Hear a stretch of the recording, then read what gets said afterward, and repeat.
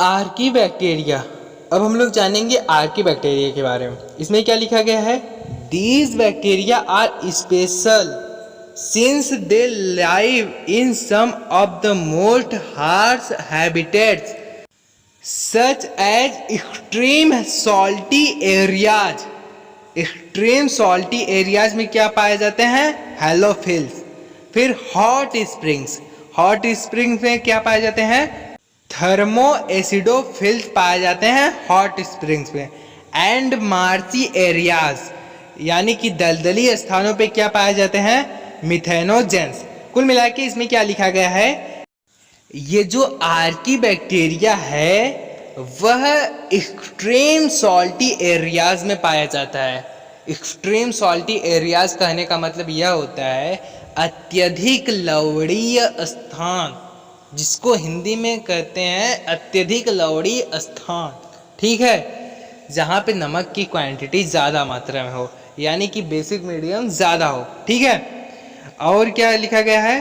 Hot springs, जहाँ पे sulphur होता है, सल्फर की मात्रा ज़्यादा होती है। हॉट स्प्रिंग वाटर, गर्म तालाब के झरने जो होते हैं वहाँ पे क्या पाए जाते हैं? थर्मो एसिडोफिल्स पाए जाते हैं। ठीक है, थर्मो एसिडोफिल्स कहाँ पे पाए जाते हैं? गर्म झील के झरनों पर, गर्म सागर में पाए जाते हैं। ठीक है, आगे बढ़ते हैं। आगे लिखा गया है एंड मार्ची एरियाज। मार्ची एरियाज कहने का मेरा मतलब यह होता है, जैसे क्या होता है कि CH3 मीथेन होता है ना, तो मीथेन जो गैस होता है वो कैसे इलिबरेट होता है? यह होता है मिथेनोजेन से, जो कि कहाँ पे पाए जाते हैं?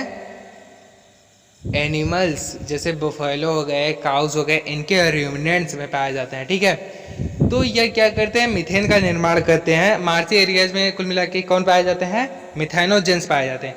यानी यह बैक्टीरिया बहुत जगहों पे पाए जाते हैं और जहाँ पर जीवन संभव नहीं है वहाँ पर भी यह सर्वाइव कर जाते हैं।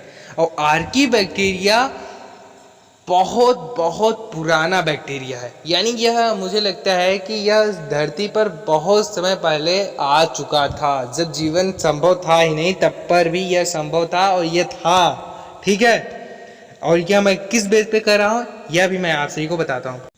बेसिकली आर्की मतलब क्या होता है? पुराना बैक्टीरिया। ठीक है, अब यह पुराना है यानी कि यह बहुत समय पुराना है, और यह पुराना है तो यह बताइए कि यह अभी तक जीवित कैसे है? इसका जो सिलवाल होता है वो अदर सिलवाल से बहुत ज़्यादा डिफरेंस होता है, और वो कैसे डिफरेंस होता है इसके बारे में हम लोग इसी वीडियो में आगे जानेंगे। ठीक है, कुल मिला के इसमें इतना बताया गया है कि जो आर्की बैक्टीरिया होते हैं वो बहुत ही जहाँ पर जीवन नहीं है वहाँ पर भी सर्वाइव कर ले जाते हैं। ठीक है, तो आगे बढ़ते हैं जरा हम लोग। इसमें क्या लिखा गया है?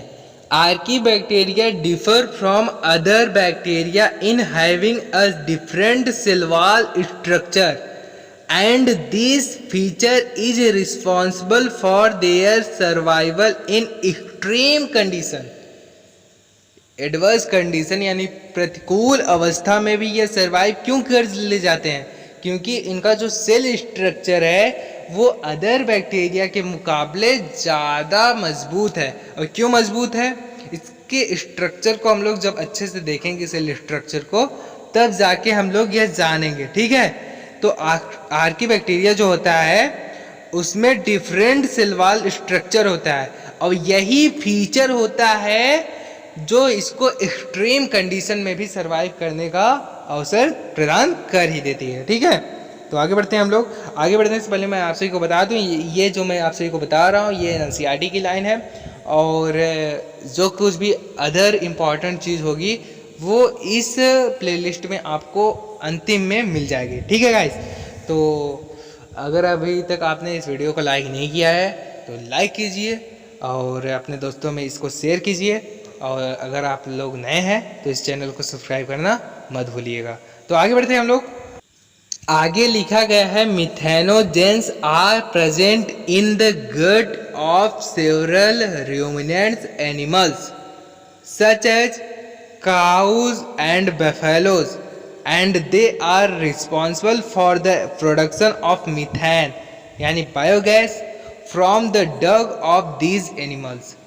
यह रूमिनेंट जो एनिमल होते हैं, जैसे कि गाय हो गया, भैंस हो गया, ठीक है, काउस हो गया, बेफेलो हो गया, ठीक है, मिथेनोजेंस उसी में पाए जाते हैं। And they are responsible for the production of methane. यही लोग मिथेन गैस का निर्माण करते हैं। रूमिनेंट एनिमल जो होते हैं, रूमिनेंट्स में ये पाए जाते हैं, ठीक है, रूमिनेंट्स एनिमल में ये पाए जाते हैं। और ये जो मिथेनोजेंस होते हैं यह मिथेन का निर्माण करते हैं, और मिथेन को हम लोग क्या कहते हैं, बायोगैस भी कहते हैं। From the dung of these animals. Dung, भाई देसी लोग हैं हम, और देसी लोग आराम से ये बोल सकते हैं गोबर, ठीक है। गोबर में से गोबर में से बायोगैस का निर्माण होता है, ठीक है। मिथेन गैस का निर्माण किस में से होता है, गोबर में से होता है, ठीक है। और यह गोबर कहाँ से हमको मिलता है, ऑब्वियसली रूमिनेंट्स एनिमल्स में यह हमको मिलता है, जैसे काऊ हो गया, बफेलो हो गया, ठीक है। मिथेनोजेंस बैक्टीरिया कहाँ पे पाए जाते हैं, रूमिनेंट्स एनिमल्स के गट में पाए जाते हैं, ठीक है। That solve. और यह मीथेन का निर्माण करते हैं, जो कि हमको डग से मिलता है, डग में होता है। मीथेन गैस किस में होता है, डग में होता है, ठीक है। और आप लोगों ने कभी देखा है क्या, गांव में अधिकतर होता है बायोगैस, जिसको हम लोग क्या कहते हैं, गोबर गैस प्लांट कहते हैं। तो उसमें क्या होता है कि गोबर को एक टंकी में डाल देते हैं, ठीक है, और उसमें बहुत सारी मात्रा में पानी मिला देते हैं। भैया शहर वालों वाटर मिला देते हैं, एक्वस मीडियम इसका तैयार कर लेते हैं, ठीक है। और कुछ दिनों के बाद इसमें सड़ने के बाद इसमें से गैस निकलती है, जो कि मीथेन गैस होती है, जिसको हम लोग बायोगैस कह रहे हैं। इससे घर घर का चूल्हा जलता था, ठीक है। आगे बढ़ते हैं हम लोग, यह भी बहुत ज़्यादा ज़रूरी था। आगे बढ़ते हैं हम लोग। हाँ तो मेरे बच्चों, ये मोहतरमा आपको दिखा रही हैं सिलवाल। किसका सिलवाल, आर्की बैक्टीरिया का सिलवाल यह मोहतरमा दिखा रही हैं। चलो अच्छा, इस मोहतरमा को कुछ नाम रखते हैं, क्या रखें क्या रखें, फुलन देवी। हाँ फुलन देवी कैसा रहेगा, हाँ फुलन देवी आपको दिखा रही हैं सिलवाल। और किसका सिलवाल आपको दिखा रहे हैं, आर्की बैक्टीरिया का सिलवाल। देखो ऊपरी वाला जो लेयर है वो किसका है, मिथेनोकॉन्ड्रोटीन का है, ठीक है। और उसके नीचे क्या है, एस लेयर है। फिर उसके नीचे क्या है, प्लाज्मा मेम्ब्रेन है। उसके नीचे क्या है, साइटोप्लाज्मा है। देखो देखो, ये जो यस लेयर है यही सबसे ज़्यादा इंपॉर्टेंट है। और ये जो यस लेयर है यही इसको एक्सट्रीम कंडीशन में सर्वाइव करने के लिए मजबूती प्रदान करता है, ठीक है। यस लेयर बहुत बहुत बहुत ज़्यादा इनके लिए इम्पॉर्टेंट है।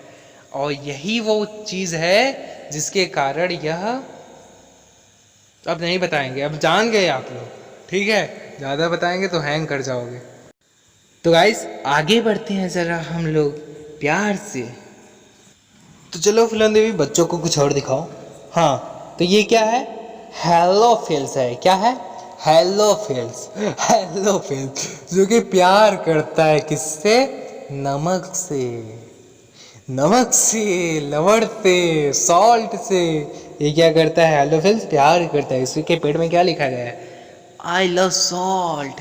जैसे आप लोग बोलते हैं आई लव सीना, जीना, रिया, ट्रिया, हाँ चल काजल, सीमा, वीमा, मतलब तमाम तरीके के नाम होते हैं ना। तो वो आई लव यू बोलते हैं ना, तो वही ये बोल रहा है आई लव माई सॉल्ट, मैं तुमसे प्यार करता हूँ, मैं तुम्हारे बिना जी नहीं सकता। हाँ हेलोफिल्स क्या होते हैं, हेलोफिल्स जो बैक्टीरिया होते हैं वो नमक में सर्वाइव कर जाते हैं, ठीक है। तो हेलोफिल्स ही नमक से प्यार करते हैं। हाँ हाँ ठीक है, हेलोफिल्स नमक से बहुत ज़्यादा प्यार करते हैं। आई लव नमक, यानी कि ये एक्सट्रीम सॉल्टी एरियाज में कौन पाए जाते हैं, हेलोफिल्स पाए जाते हैं, ठीक है गाइस। इस चीज़ को आप लोग अच्छे से अपने दिमाग में नोट कर लीजिए, फुलन देवी आपको बता रही हैं। आगे बढ़ते हैं। सो गाइस हम आपको क्या बता रहे थे, हाँ ये फुलन देवी आपको दिखा रही हैं थर्मो एसिडोफिल्स को। थर्मो एसिडोफिल्स मतलब क्या होते हैं, ऐसे बैक्टीरिया जो कि गर्म झील के पास पाए जाते हैं। That's it all my guys. आप लोगों को जितनी चीज़ें मैं बता रहा हूँ, अगर आप लोगों ने उसको अच्छे से एब्जॉर्व कर लिया, फिर आपको किसी भी एग्जाम में आप सभी को।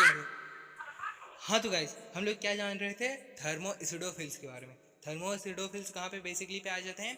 गर्म झील हॉट स्प्रिंग में ये पाए जाते हैं। That's all, any not again question. चला इंग्लिश कमज़ोर है लेकिन फिर भी बोल देते हैं गाइस।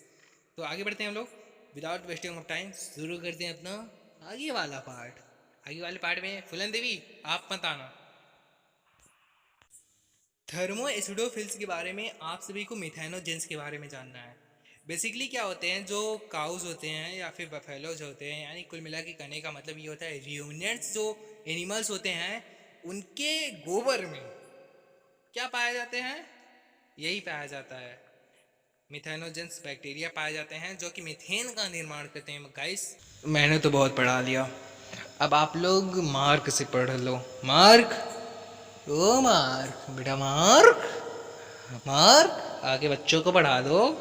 अब मार्क पढ़ाएगा।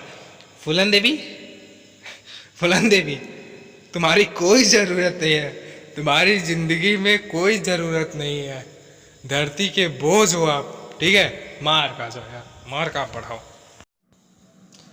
सो गाइस, हम लोग जानते हैं हॉट स्प्रिंग वाटर को, ठीक है?